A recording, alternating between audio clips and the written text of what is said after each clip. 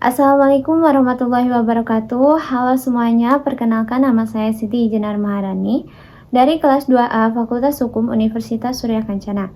Di sini saya akan mereview materi pertemuan ke-10 dengan dosen pengampu Profesor Dr. Hajah Heni Nuraini SH.MH dan asisten dosen Dr. Emrendi Aridayani SH.MH. Di pertemuan 10 ini membahas mengenai hubungan sebab akibat atau kausalitas. Di pertemuan 10 ini, hubungan sebab akibat ini membahas yang pertama mengenai tujuan dari ajaran sebab akibat, dan yang kedua mengenai teori-teori yang berhubungan dengan ajaran sebab akibat. Langsung saja, yang pertama mengenai tujuan dari ajaran sebab akibat ini. Yang pertama, untuk menentukan hubungan antara sebab akibat yang berarti menentukan ada atau tidaknya tindak pidana. Yang kedua, tujuannya yaitu untuk menentukan pertanggungjawaban seseorang atas suatu akibat tertentu yang berupa suatu tindak pidana. Ajaran kausalitas ini merupakan unsur objektif atau di luar diri dari si pelakunya dari tindak pidana, yaitu yang berupa perbuatan. Dalam rumusan delik, ditentukan adanya unsur akibat dari suatu perbuatan. Maka, untuk menentukan unsur perbuatan itu, dipergunakan ajaran sebab akibat ini. Lalu selanjutnya mengenai teori-teori yang membahas mengenai ajaran sebab akibat. Yang pertama ada teori conditio sine qua non atau teori ekivalensi atau teori syarat mutlak.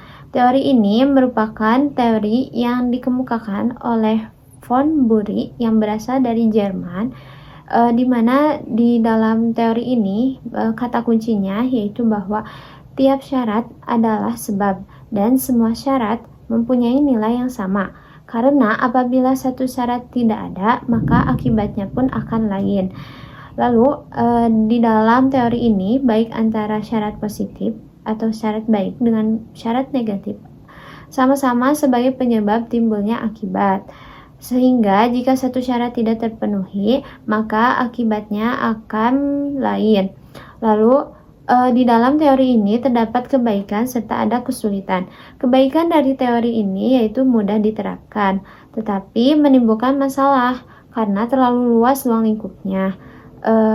Lalu kesulitan dalam teori ini di mana teori ini terlalu menentang atau membentang ke belakang sehingga teori ini tanpa batas. Lalu untuk sekarang ini teori ini sudah ditinggalkan.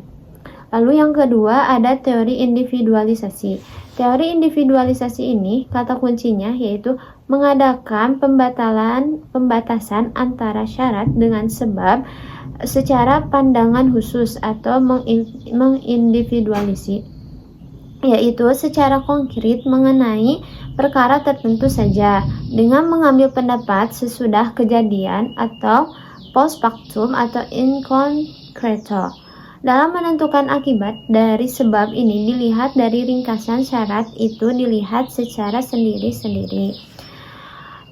Tokoh yang menganut teori individualisasi ini yang pertama ada Berkmeyer, yaitu sebab adalah syarat yang paling kuat. Kesulitannya adalah menentukan faktor yang paling kuat itu apa ukurannya. Lalu yang kedua ada Binding, mengatakan bahwa sebab dari sesuatu akibat adalah faktor yang menahan atau negatif dari serangkaian faktor yang unggul atau positif. Lalu yang ketiga ada teori generalisasi. Teori ini melihat pada peristiwa yang sebelum kejadian atau antefaktum, yaitu keserentetan syarat yang merupakan perbuatan manusia dapat menjadi akibat dari suatu peristiwa, yaitu dilihat dari perhitungan yang layak atau pengalaman hidup yang umum terjadi. Menurut teori ini harus dicari sebab yang sama untuk dapat menimbulkan akibat. Oleh karena itu, teori ini juga disebut sebagai teori adekuat. Ukuran dari teori ini adalah keadaan atau kebiasaan sehari-hari yang sering muncul di dalam kehidupan sehari-hari. Mungkin sekian yang dapat saya sampaikan, kurang dan lebihnya mohon dimaafkan. Wassalamualaikum warahmatullahi wabarakatuh.